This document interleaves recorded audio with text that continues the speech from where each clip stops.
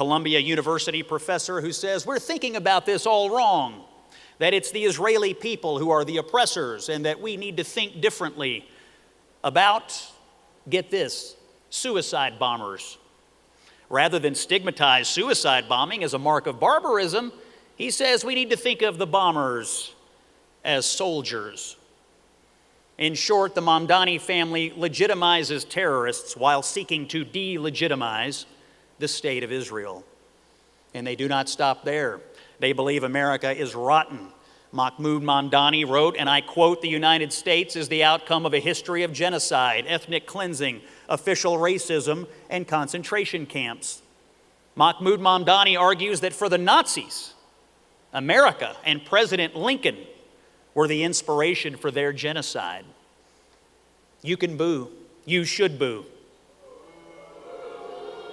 And you should fear what comes next. Zoran Mamdani says his father played a, quote, massive role in the way that he sees the world.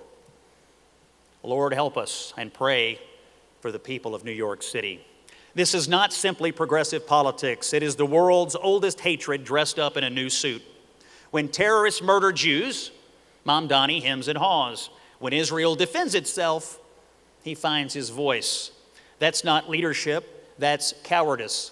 When given a choice between civilization and barbarism, he has chosen barbarism. When given a choice between New York's Jewish constituents and the hateful mob, he has chosen the mob. These are the people who want to tear down the moral and spiritual inheritance of the West, who see Jerusalem not as the wellspring of our values, but as the source of all oppression. During my trip to Israel, I visited the Western Wall. I stood where millions have stood before me, Jews and Christians alike, at this sacred site that represents thousands of years of faith, persecution, survival, and triumph. Jerusalem, Athens, Rome, the three pillars of Western civilization. And there I was, a kid from Dawson Springs, Kentucky, standing at the heart of it all. I thought about the miracle of Israel itself, a nation reborn after 2,000 years, a democracy surrounded by autocracies, a country that turns deserts into gardens while its neighbors turn gardens into deserts, or worse. And I thought about America's role as Israel's indispensable ally, not just because of shared interests, but because of shared values. And those values that teach us freedom is sacred, not because it comes from government, but because it comes from God.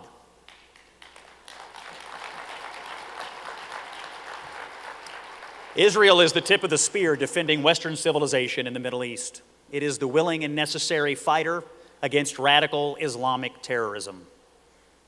Protesting Israel? Give me a break. We should be thanking Israel with all our heart every single day. The same people trying to destroy Israel would gladly and willingly destroy the United States of America in a heartbeat.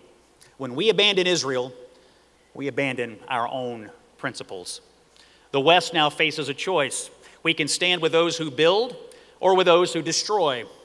We can stand with those who protect life or those who celebrate death.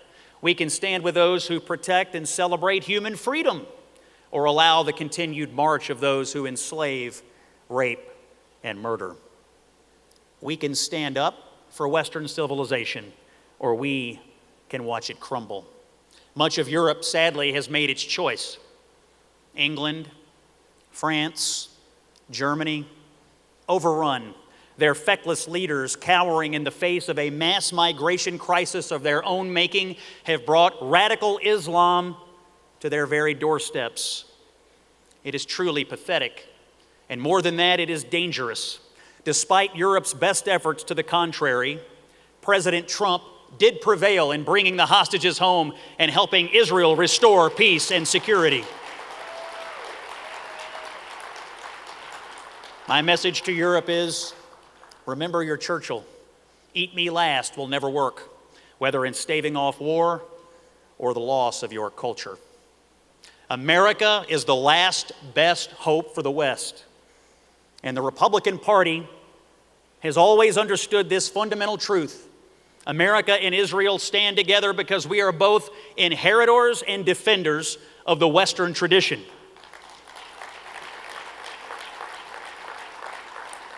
Those who hate Israel hate America. Those who want to destroy the Jewish state want to destroy the West itself. That's why President Trump moved our embassy to Jerusalem. That's why he recognized Israeli sovereignty over the Golan Heights. That's why he stood up to Iran instead of appeasing it. The decision to strike Iran's nuclear facilities was a righteous decision, and you can draw a direct line to the hostages being released and the possibility of peace in the Middle East because of it. Our president understood that in this fight for the West, we cannot cede any ground or allow the forces of darkness to possess any weapon that could lead to our demise. Give this man the Nobel Peace Prize already, for goodness sakes. I have 4 boys, 16, 12, 10, and 8, and when I think about their future, I don't just want them to grow up in a prosperous nation. I want them to grow up in a good country that believes in truth, individual responsibility, and the rule of law. A country that knows the difference between good and evil, that stands with its friends, especially when the spirit of the age demands otherwise. And a country that inspires us to live boldly for something greater than ourselves, that says never again and means it, that knows we're just not fighting about policy anymore, that we're fighting for the soul, for the very existence of Western civilization. We're fighting for the radical proposition that free people can govern themselves, worship as they choose, and live in peace. We're fighting for the idea that a Jewish state has the right to exist and defend itself, and that Jewish children should be able to wear their yarmulkes to school without fear.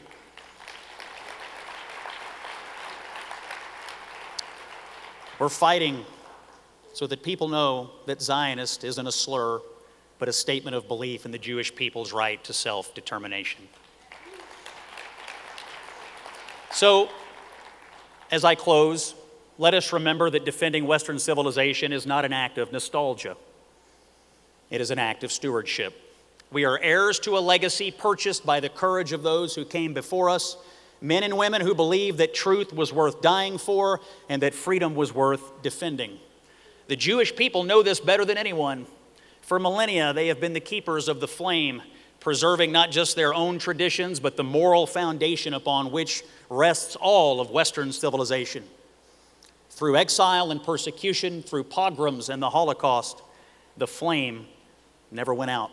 As Churchill said, it flickered at times, but it never died. And in 1948, it blazed forth again with the rebirth of Israel.